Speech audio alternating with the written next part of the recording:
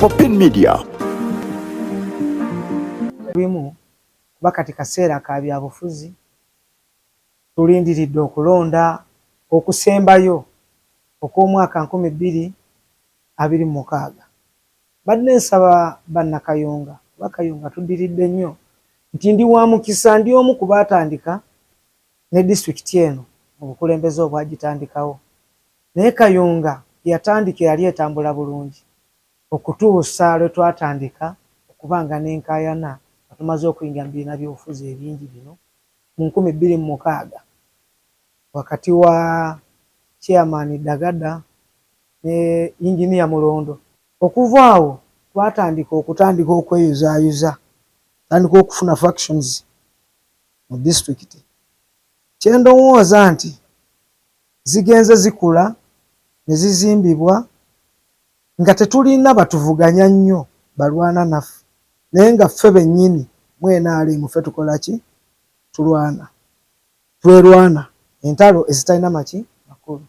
So mbadde nsaba bana NRM Kayunga district ne Uganda yonna bwe tuba nga tukyayagala okwongera okutambuza ekibiina kyaffe okugenda mu maaso, nsaba abo ku mitendera gyonna abaawanguddwa bwe baba nga ddala bakakasa badde b'NRM badde n'omutima ogwo gw'NRM bakomewo tugende emabega w'abo abaawangudde. Nkimanyi okuwangulwa kuluma naye bakomewo tutambulire wamu.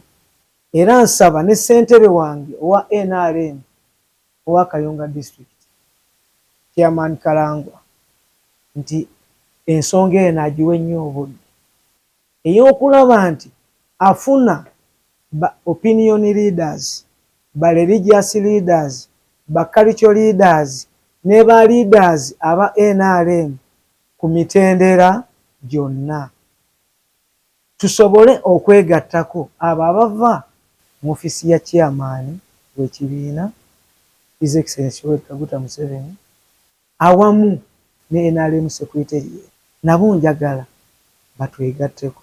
Kayunga eno eserebye nnyo. Sembyayo na kano chairman bana NRM abagudde mu kalulu kano abeesomye okujja independent bifo ebyenjawulo, MP woman, MP kansala, ekifo kya chairperson 5 bwe baba bazze tekiyinza okukosa obuwagizi bwa mukama wammwe chairperson w'ekibiina. Eyo nsonga nkulu nnyo era we wava obunafu. Mugenda kikola mutya obusuula ekibiina? Mugenda kikola otya mu town council yo?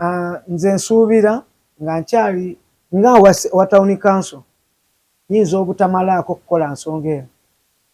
Ova olaba ngamba nti buli muntu yeetaaga munne. Njagala ne chairman wange owa-NRM wa district era ngenda okwogera naye kubanga mu kaseera kano ke twogereramu nti essentebe naye ate alina omwana avuganya mu kalulu kano. So kitegeeza kijja kuba kya bulyazaamaanyi ssentebe okugenda mu kalulu nga tugenzeyo n'amaanyi nga tetusoose kutuuza be twakola ki? Be twawangula.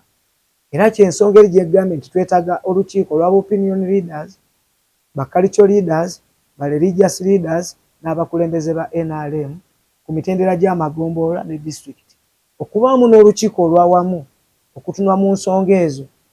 Lwaki ntaddemu twetaaga ne ofisi ya ssentebe w'NRM ow'okuntikko nti mulimu abantu baffe bano abaawanguddwa naye nga balina obusobozi obwo bwe balina obubasobozesa ddala kuba manyi NRM ngazi era esobola okwakomodatinga abantu abo bensuubira nga si bangi nnyo.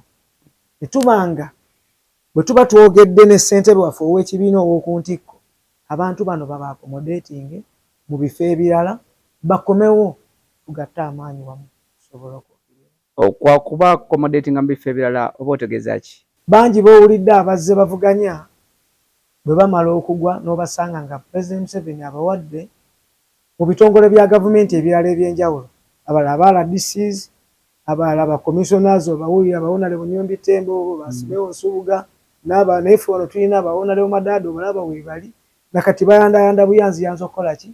Naye nga ekyo kibaddewo olw'embeera ntubadde tetuba bumu. So nkoowola bannakayunga naddala bana NRM tusooke tuteekewo embeera ey'okuba obumu.